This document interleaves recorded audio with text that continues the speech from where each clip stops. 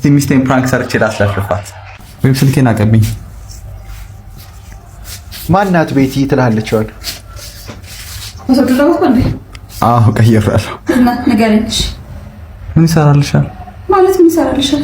ስልኬ አይደለ? ስልኬን ስጪኝ። ከምር? አዎ ስልኬን ስጪኝ። ምንም አይሰራልሽም። ስልኬን ስጪኝ እና ያንተ ዘባባ ተጀመረ።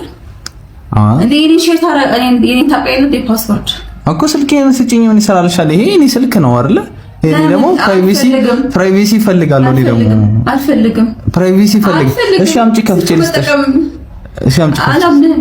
ንገረኝ። ምንድን ነው ቁጥሩ? ንገረኝ። ምንም አይሰራልሽም። ስልክ ፕራይቬት ነው መሆን ያለበት። የራሴ ስልክ ነው። ፕራይቬት ሲፈልጋለ አዎ ተጀመረን። እኔ ስልኬን ምንም አይሰራልሽም። ፕራይቬት ይፈልጋለሁ።